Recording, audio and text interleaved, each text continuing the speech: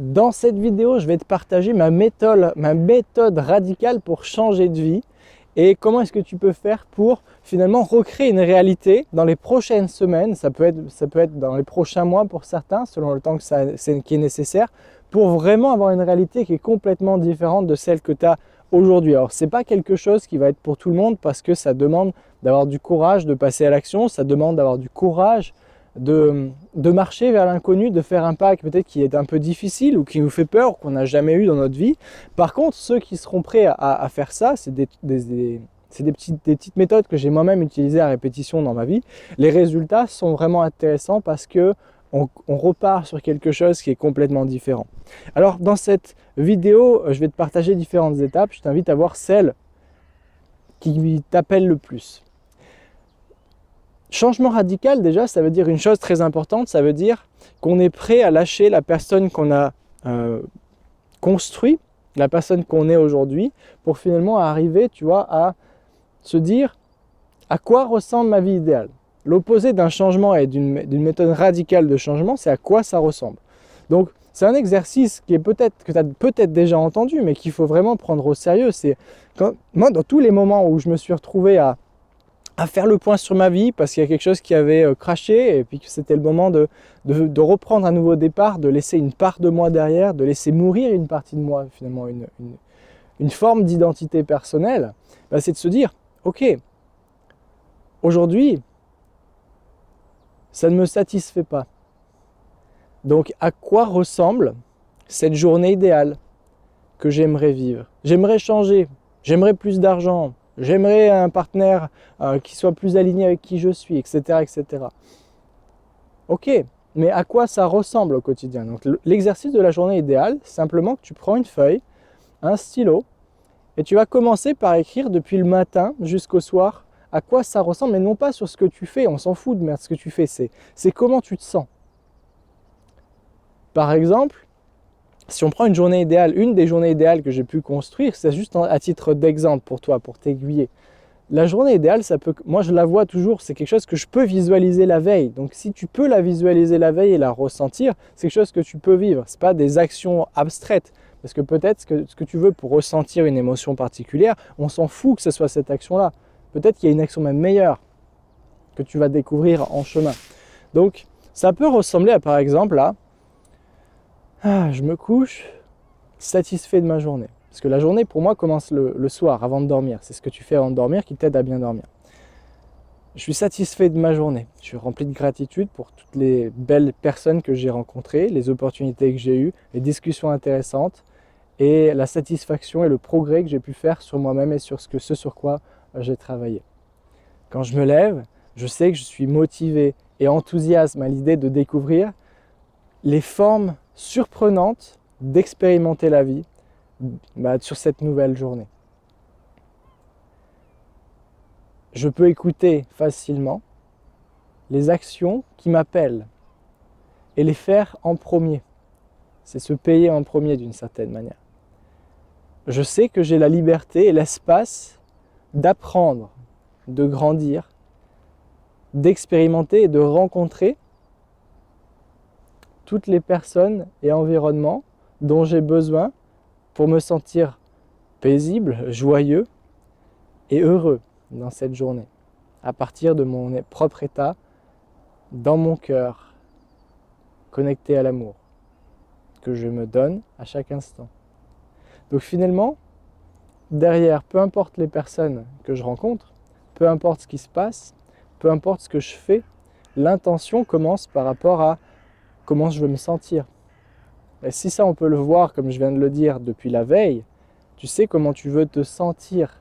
Donc cette journée idéale, elle t'apporte non pas des actions particulières que tu fais, parce que surtout si tu es dans une période de changement, peut-être que ce que tu as fait jusqu'à aujourd'hui a besoin d'être changé. Donc tu ne vas peut-être plus continuer à faire, je ne sais pas, la même activité professionnelle, fréquenter les mêmes amis, avoir les mêmes passions, parce que peut-être qu'il y en a que tu as toujours procrastiné ou mis à plus tard, parce que non, on verra, non là c'est pas le bon moment, là j'ai pas le temps, là j'ai pas l'argent, là j'ai pas ceci, etc., etc.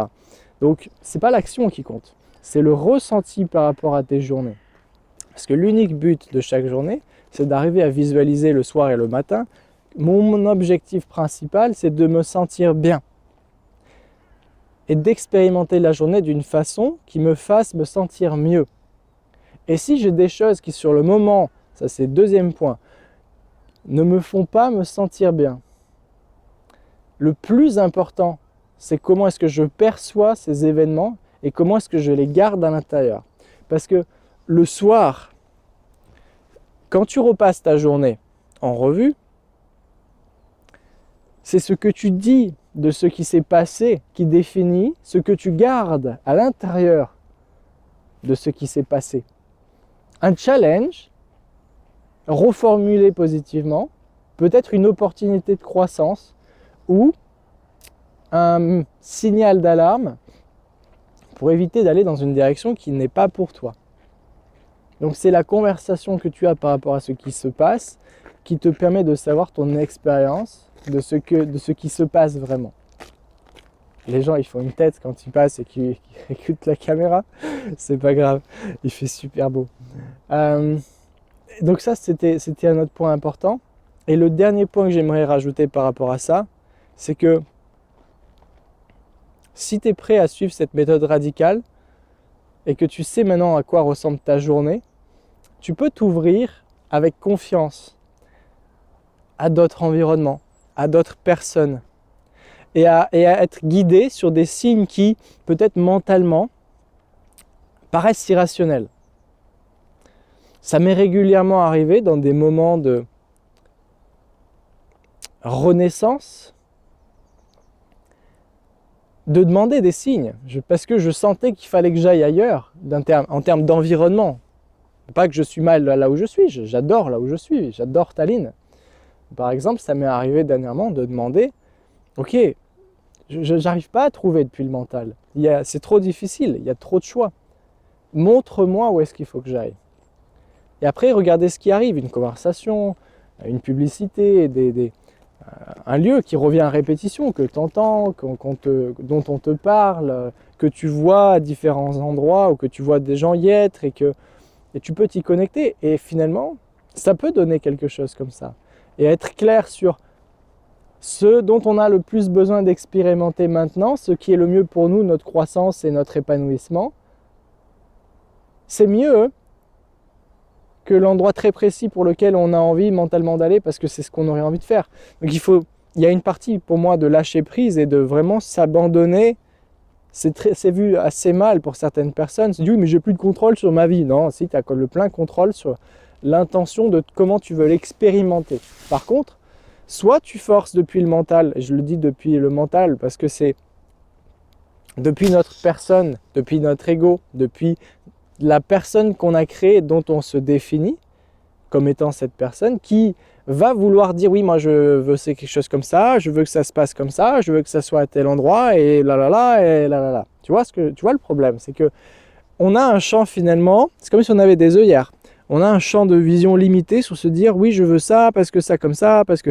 Mais si on est dans une phase, surtout si on est dans une phase de renouveau où on cherche à recréer une nouvelle vie, de zéro, radicalement, différente, mais qui nous est plus alignée, plus confortable, plus intéressante, parfois, ça peut être intéressant de demander quel est l'endroit idéal dans lequel je dois me rendre. De qui est-ce que c'est intéressant que je m'entoure? Y a-t-il, je ne sais pas, une passion ou une compétence plus alignée avec ce que mon âme est venue ici pour faire? Montre-moi un signe. Et des fois, c'est très intéressant comment ça arrive. Et ça demande de lâcher le contrôle du mental, de ce que mon petit moi veut, avec ce que le grand moi pourrait vouloir. Et souvent, ça nécessite de faire le calme. Ça nécessite de re-rentrer à l'intérieur et de lâcher les attentes. Je ne dis pas que c'est facile. Mais de lâcher les attentes que ça doit se passer d'une façon vraiment comme on a voulu. On peut avoir des attentes sur comment est-ce qu'on veut se sentir et le résultat. Mais souvent, c'est toujours plus intéressant de laisser le comment à un peu plus grand que nous, sachant qu'on n'est pas tout seul. Donc quelle est ta prochaine étape? J'ai parlé de l'environnement et j'en parle très souvent dans les vidéos parce que l'environnement te définit. Les personnes qui t'entourent te définissent. Si tu es entouré de crétins, alors que tu es quelqu'un de très intelligent ou très intelligente, tu vas pas tarder à te sentir comme la plus stupide des personnes. Et ta vie va devenir identitairement parlant associée à ces personnes. La manière dont tu te vois va devenir associée à ces personnes. Donc finalement, qui vit autour de toi est très important. Si tu es quelqu'un qui s'intéresse à la spiritualité, tu veux avoir des gens spirituels autour de toi. Parce que les gens matérialistes, ils sont très gentils, mais ils vont peut-être pas comprendre. Et indirectement, ils vont pas te tirer pour t'aider à ascensionner ton être et à croître en tant qu'être spirituel dans une réalité physique. Avec toute la bonne volonté du monde, ils vont t'en éloigner. Donc moi j'aime bien dire quels sont tes gens.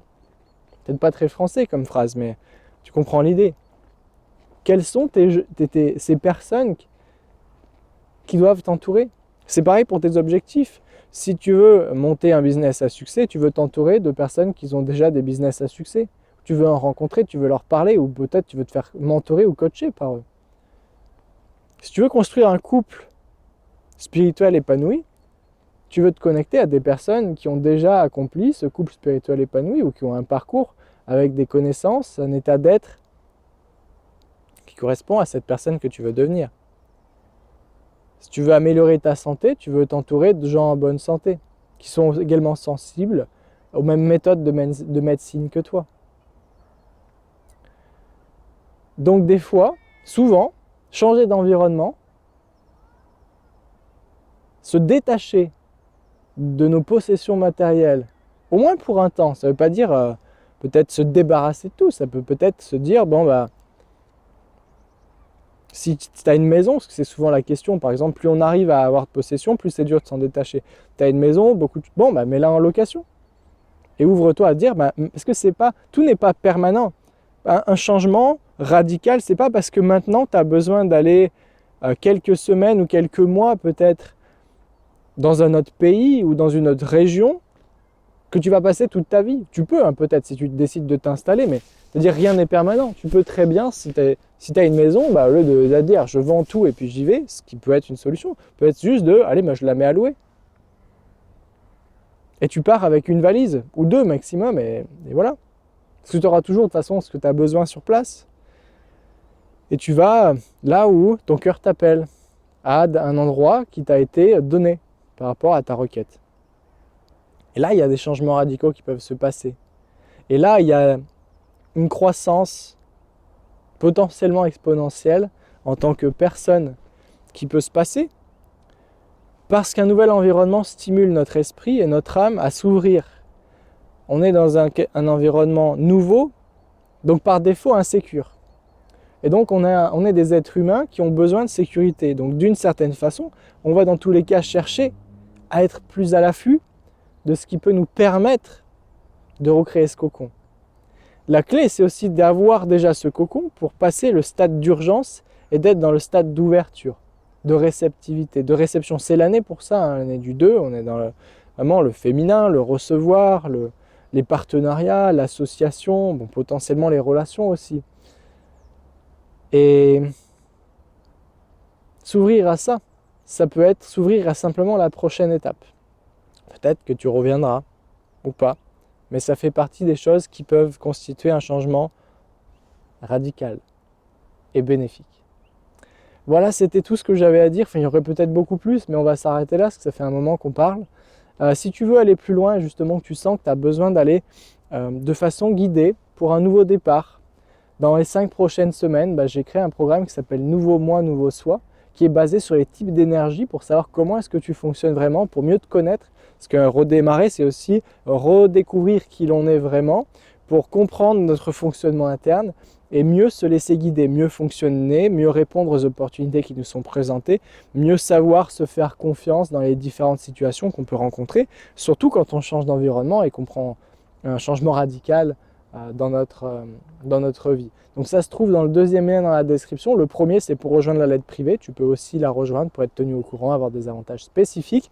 Laisse un commentaire, like cette vidéo. Ça fait kitsch, mais c'est bon pour qu'elle soit un peu vue avec d'autres personnes, parce que je pense que cette année, il y en a beaucoup qui vont ressentir le besoin d'un changement radical avec tout ce qui se passe. Et puis c'est pas plus mal, c'est même très bien. Si tu retrouveras également une vidéo sur la droite, sur ta droite, qui peut t'intéresser, et sur ta gauche, qui te sera suggérée par YouTube. Pense également à t'abonner là au milieu pour être sûr de recevoir les prochaines vidéos. Et je te souhaite une magnifique et paisible journée. C'était Anthony et on se dit à très bientôt.